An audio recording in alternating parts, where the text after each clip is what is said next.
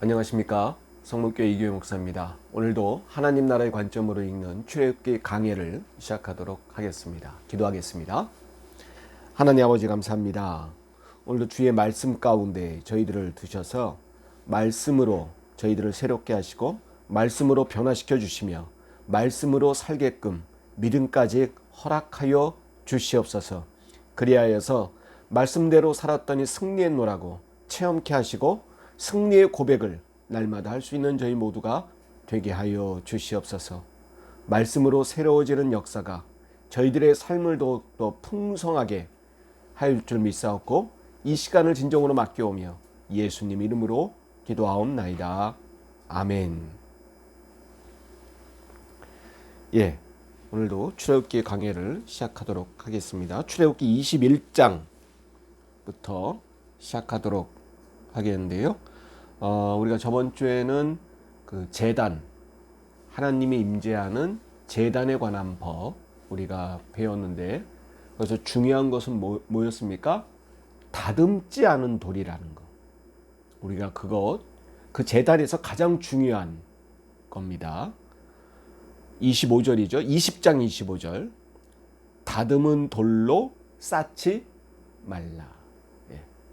다듬지 말라. 엉성해도 괜찮고 모양이 안 이뻐 보여도 괜찮다. 다듬지 말라. 요 다듬지 말라라는 요 의미, 우리가 저번 주에 배웠습니다. 인위적인 것, 그 다음에 위선적인 것, 하나님이 제일 싫어하는 인간의 모습이죠. 여러분, 이게 예수님 시대에 와서는 예수님이 이런 걸 뭐라고 그랬죠? 바로 외식하는 자들, 그죠? 기도할 때도 사람 눈에 보이려고 기도하지 말고, 그래서 어디 들어가서 기도해라? 골방에 들어가서 기도하라.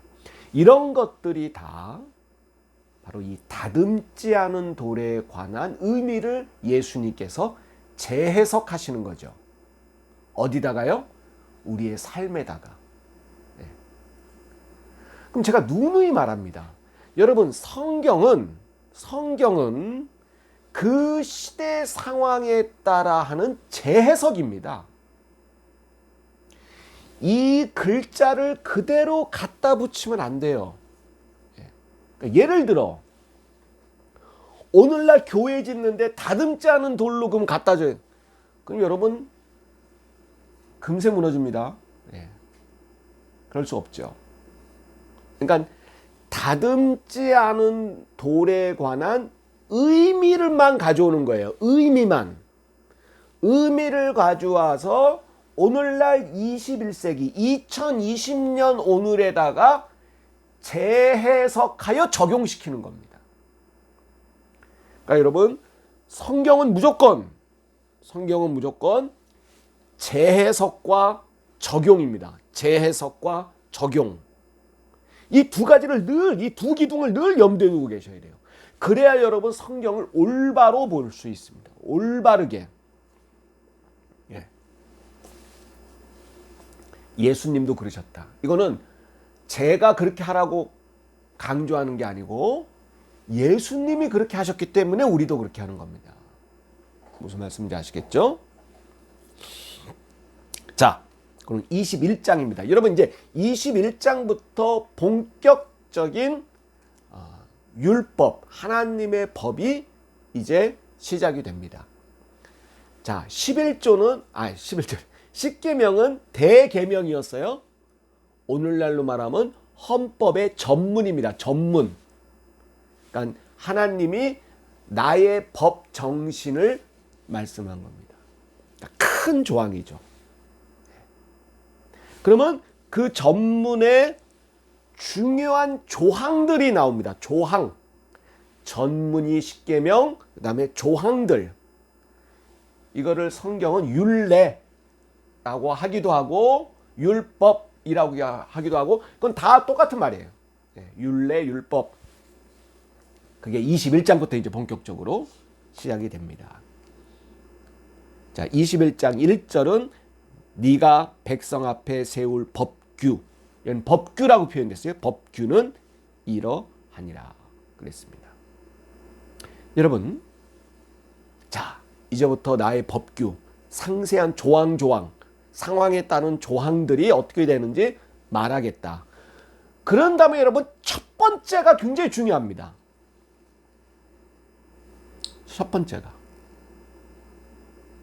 여러분 우리나라 헌법은 법의 전문이 있고 여러분 우리나라 헌법의 제1 제일 먼저 나오는 게 뭡니까? 대한민국의 국호가 나오죠. 국호. 대한민국의 그러니까 우리나라의 이름 그리고 우리나라의 영토 이게 나옵니다. 이름과 영토. 여러분 그게 얼마나 중요합니까? 예. 우리나라의 이름은 뭘로 한다?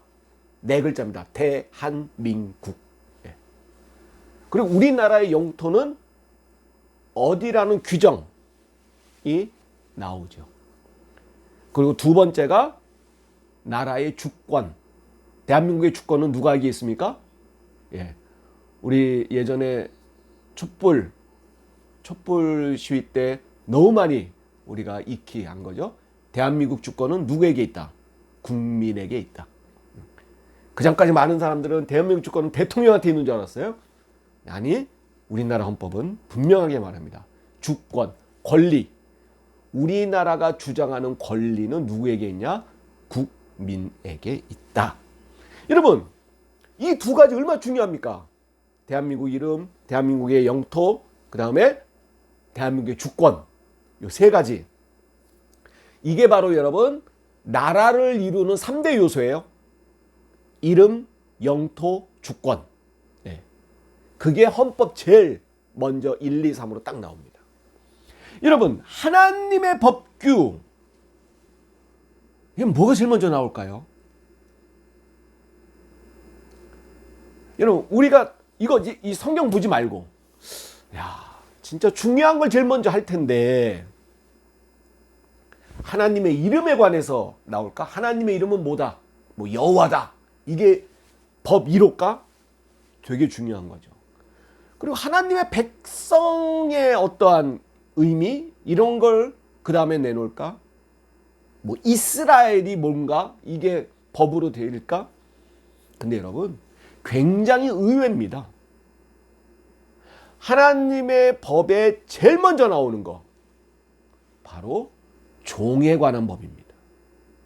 종, 주인이 있고 종. 2절이죠. 21장 2절 제일 먼저 나오는 거 한번 읽어보겠습니다. 네가 히브리 종을 사면 그는 6해 동안 섬길 것이요 7째 해에는 몸값을 물지 않고 나가 자유인이 될 것이다. 자, 왜 하나님은 종에 관한 법을 제일 먼저 말씀하실까? 그리고 두 번째, 여러분 이 2절을 보면 이게 지금 종에 관한 법인데 종을 지금 풀어주는 법을 먼저 얘기하고 있어요. 그죠? 종의 구속 사유를 먼저 주인에게 어떻게 구속되는가를 먼저 이야기하는 게 아니고 어떻게 풀어줄까를 먼저 얘기하고 있어요. 어떻게 몇 년만 종살이를 할 수 있어요? 6년. 그리고 몇 년째? 7년째는 뭐 해주라? 다 풀어주라. 여러분 이게 신명기에 가면 안식년법으로 바뀝니다. 안식년. 예. 그리고 나중에 이게 6번, 7번 돼서 희년, 50년 희년으로 이어지죠. 이 안식년이 7번 되면 희년이 되는 것입니다. 여러분 이 의미는 뭐냐? 간단합니다. 여러분 십계명 때도 제가 설명드렸는데 이스라엘 백성들이 어디서 나왔어요? 애굽에서 지금 나온 거죠. 애굽에서 뭐 했어요? 종살이 했습니다. 하나님은 이걸 보신 거예요. 너희가 전에 뭐 했던 사람이다? 종살이 했던 사람. 종살이 했던 사람. 그래서 종에 관한 법을 제일 먼저 말합니다. 두 번째, 이스라엘 백성들은 애굽에서 종살이 할 때 쉬었어요? 힘들었어요? 힘들었죠. 그래서 그 소리를 들으시고 애굽에서 내려오신 거 아닙니까? 얼마나 고역에 힘들었어요. 여러분, 사람은요, 과거 때 힘들었던 것을 잘 잊어먹습니다. 이게 하나님의 법 정신 중에 하나인데요. 뭐냐면 자기를 먼저 돌아보고 남을 대하라는 게 하나님 법 정신 1호입니다. 너희도 종살이 하면서 얼마나 힘들었느냐. 그런데 너희도 이제 자유인이 됐다고 종을 만약에 산다면 너무 애굽 때처럼 애굽 사람들이 했던 것처럼 하지 말라는 거예요. 여러분, 십계명 때도 뭐였어요? 애굽 사람들처럼 살지 말라였어요. 십계명의 정신은 겁니다. 애굽 사람들처럼 살지 말라. 애굽 사람처럼 강하다고 약한 사람을 무지막지하게 다루는, 약한 사람 것을 도둑질해오는, 약한 사람 것을 괴롭히는 그런 짓 하지 말라는 게 십계명 정신이었어요. 법규도 마찬가지입니다. 법규에서도 제일 먼저 1호는 종을 삼 때 7년째는 풀어줘라. 바로 이게 종에 관한 법의 1호 문구입니다.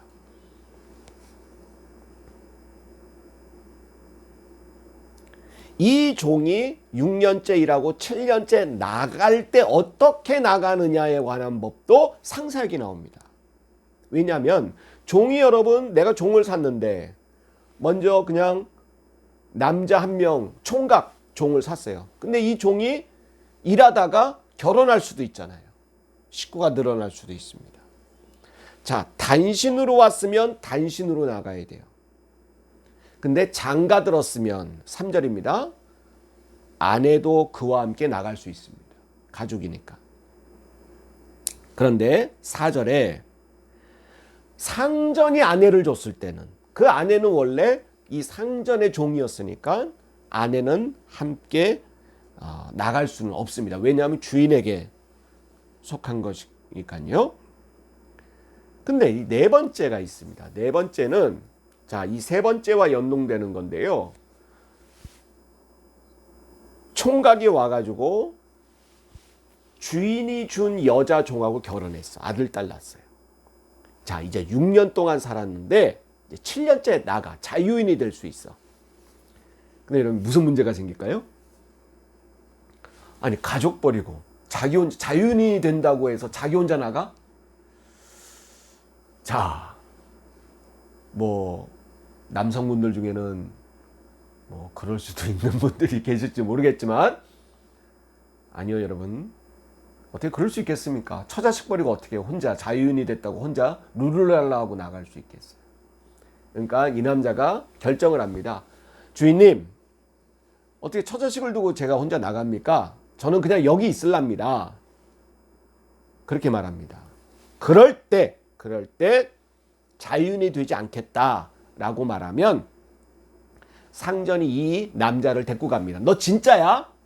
너 사인할 수 있어? 라고 묻죠. 그러면 서로 말로만 하는 게 아니고 재판장한테 갑니다. 그게 6절이죠. 그래서 문설주에 가가지고, 문기둥에 가가지고 송곳으로 이 귓볼을 뚫습니다. 네. 귓볼을 뚫어서, 이게 무슨 의미가 있냐면 이제 영원히 너는 이 집 종이다 라고 못을 박는 거죠. 진짜 목 박는 겁니다. 진짜 말 그대로 종신토록 섬기는 종이 되는 겁니다. 이게 종에 관한 법이고요. 그 다음에는 여종에 관한 법이 있습니다. 그게 7절부터인데요. 이것은 여종, 딸. 그러니까 이 집이 살다가 너무 가난하게 돼서 자기 딸 한 명을 다른 집에다가 여종으로 팝니다. 돈을 받고.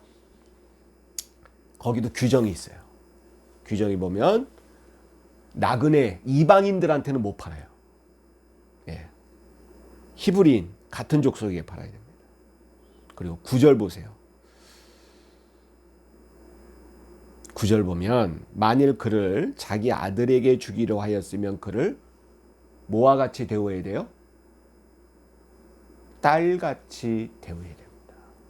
여종이라고 함부로 대하는 게 아니고 이 상전은 자기 아들과 결혼한 여종을 딸과 같이.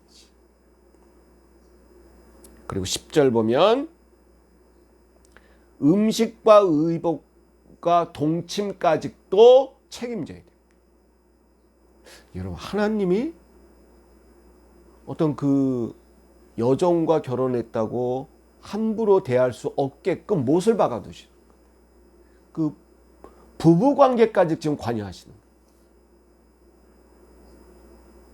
그런데 11절에 이 세 가지를 시행하지 않으면 여자는 속전을 내지 않고 팔렸던 그 상전이 내어준 돈을 물지 않고 그냥 나갈 수 있어요. 자유인이 될 수 있어요. 자, 여러분 21장 2절부터 11절이 종에 관한 법입니다. 여러분 한번 보세요. 이게 주인을 위한 법입니까? 종을 위한 법입니까? 여러분 고대 문헌에 보면 종에 관한 법들이 많이 나와 있어요. 왜냐하면 그 당시에 이 노예는 그 사람들에게는 큰 재산입니다. 예, 뭐 지금으로 생각하면 진짜 이건 말도 안 되는 거죠. 어떻게 사람을. 근데 그 당시에는 그랬어요. 여러분 말도 되지 않게 전쟁하는, 옛날에 전쟁하는 이유가 뭔지 압니까? 하나예요. 전쟁하는 이유는 딱 하나입니다. 여러분 그 옛날에 무슨 영토를 많이 해봤자 무슨 이유가 있겠어요? 뭐 옛날에는 석유를 거기서 뭐 캐냈겠습니까? 금은보화를 그 땅에서. 여러분 고대에는 땅을 넓게 가질 이유가 없어요. 통치하기만 힘들죠. 그러나 고대는 빈번하게 전쟁했어요. 왕이 하는 일의 첫 번째는 전쟁하는 일이에요. 이유는 단 한 가지입니다. 가서 사람들을 뭐 해오는 거예요? 노예로 잡아오는 거예요. 왜? 옛날에는 모든 것의 그 원동력은 뭡니까? 노동력밖에 없어요. 사람 힘으로 모든 걸 해야 돼요. 땅도 파야 되고 뭐 성도 세워야 되고 궁궐도 져야 되고 모든 하는 일의 원동력은 요즘은 기계가 하지만 옛날에는 사람밖에 없어요. 그러니까 노예를 많이 갖고 있는 나라가 최고예요. 그 나라가 부강한 거죠. 일 시킬 사람이 많은 나라. 그러니까 그 옛날에는 최고의 어떠한 그 수단이 되는 것은 노예입니다. 종이죠. 근데 여러분 이런 법이 없어요. 지금 하나님이 세운 이 종에 관한 법 같은 것이 고대의 어떤 법에도 없어요. 어느 나라의 법에도 이런 법은 없습니다. 종을 풀어주는 게 왜 나와요? 종을 영원히 갖고 있어야 된다는 게 법이죠. 고대 제국에서는. 그리고 그 노예를 어떻게 하면 힘들게 할까를 적어놓은 게 법이에요. 종에 관한 법이에요. 그런데 하나님의 종에 관한 법은 어떻게 하면 풀어줄까? 어떻게 하면 힘들지 않게 할까? 어떻게 하면 진짜 종이라고 막 대하지 않게끔 할까를 해둔 거예요.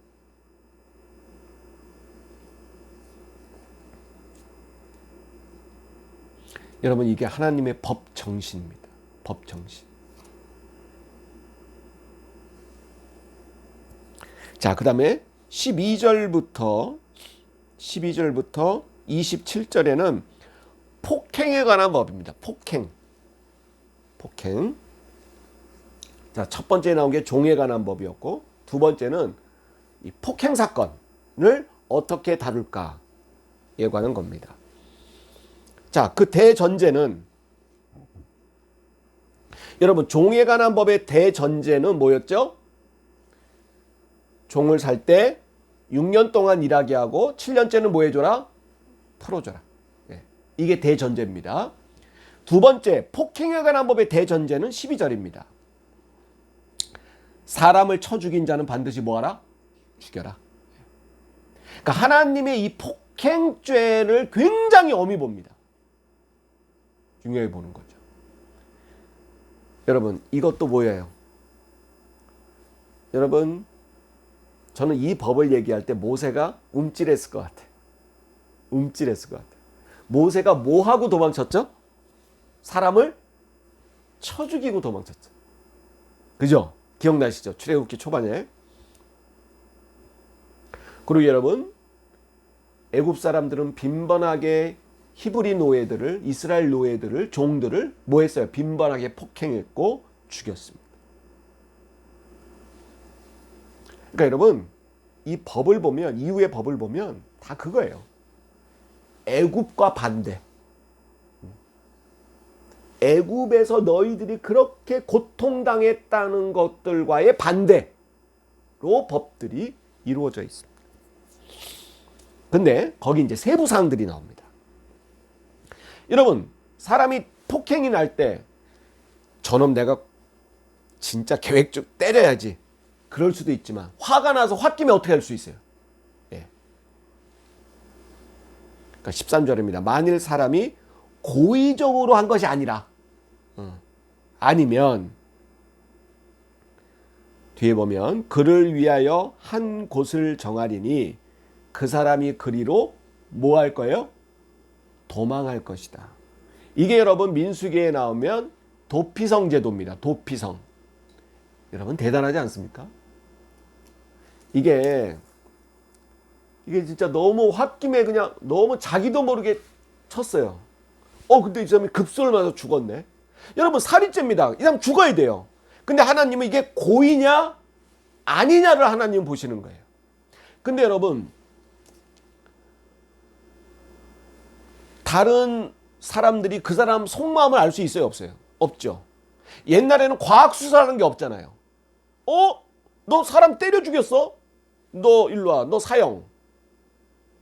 하나님은 단순하게 보지 않는다는 거예요. 이러면 일단은 이 도피성으로 뭐 해라? 도망하라. 피난해라. 그 다음에 시간을 두고 이 사람이 고의로 쳤냐 아니냐를 판가름하겠다는 거죠. 그런데 도피성으로 도망쳤는데 고의였어. 이 사람이 고의로 죽여놓고 도피성 간 거야. 14절에 사람이 그의 이웃을 고의로 죽였으면 너는 그를 내 제단에서라도 잡아내려라. 이건 도피성이 아니고 하나님 제단에 있더라도 뭐 해라? 잡아내려서 죽여라. 그 다음 15절부터 17절은 부모에 관한 폭행입니다. 15절에 자기 아버지나 어머니를 치는 자는 반드시 뭐 해라? 죽이. 이거는 죽인 것도 아니고 그냥 친 건데도 부모에게 이런 폭행을 하는 자는 사형입니다. 더 나가서요. 이건 굉장히 철저합니다. 17절에 자기의 아버지나 어머니를 저주. 이건 치는 것도 아니야. 그냥 말로 한 거야. 말로 부모에게 욕하고 말로 부모를 저주하는 자는 반드시 뭐 한다? 죽일지니라. 여러분 제가 지금 종에 관한 법도 그랬고요. 폭행에 관한 법도 그랬어요. 뭐냐면 다 11조에서 나오는 거예요. 이거는 뭐예요? 11조 어디예요? 몇 절? 12조 몇 계명? 10계명에 몇 계명이에요? 5계명이죠. 너희 부모를 뭐 해라? 공경하라. 예. 거기서 파생되는 법들이죠. 자, 18절은요. 쳤는데 죽지 않고 그냥 누웠어. 그러니까 상해죠, 상해. 오늘날로 말하면. 근데 이것도 상해 정도에 따라서 달라요. 19절. 지팡이를 짚고 일어나 걸으면 다쳤는데 완전 몸져 놓은 건 아니야. 그러니까 일어날 정도는 돼. 그럼 형벌은 면해줍니다. 근데 손해는 배상해요. 예. 그 치료해줘야 된다. 완치될 때까지. 자, 20절. 종을 때렸네. 종을 때려 죽였어요. 그러면 이것은 형벌을 받아야 됩니다. 그리고 21절. 그가 하루나 이틀을 연명하면 형벌을 명하니니 그는 상전의 재산이다. 자, 22절은 임산부를 때렸을 때는 어떠냐. 사람이 서로 임신한 여인을 낙태, 애가 떨어졌어. 네. 벌금을 내고 재판장의 판결에 따라 그것이 유효가 형벌이 결정이 됩니다. 자, 이 폭행죄에 대해서의 근본 원리에 대해서는 23절부터 설명이 되어 있습니다. 생명은 생명으로, 눈을 다치게 했으면 어떻게? 눈으로, 이는 이로, 손은 손으로, 발은 발로, 된 것은 된 것으로, 상하게 한 것은 상함으로, 때린 것은 때림으로 갚을지다. 그러니까 이 폭행죄의 형벌 규정은 뭐 오늘날은 뭐 1년, 2년, 3년 이런 그 선고가 있죠. 3년 동안 감옥에 있어라. 4년 동안. 그것처럼 이 폭행죄에 관한 형벌은 뭐냐면 감옥에 가는 거 이런 게 아니고 네가 때렸는데 이 사람이 여기 팔뚝이 상했어. 그러면 그대로 너 팔뚝 대. 똑같이. 예. 이게 바로 동수동법이라고 합니다. 동수동법. 예. 같은 모양대로 같은 것만큼만 같은 부위에 폭행죄에 대한 형벌을 합니다. 여러분 이것은 고대 사회에 널리 퍼져 있는 형벌 규정이에요. 이게 성경에만 이런 게 있는 게 아니고 고대 사회에 이것이 많이 이 동수동법이 나와 있습니다. 그리고 26절부터 27절도 종에 관한 형벌, 종을 상하게 했을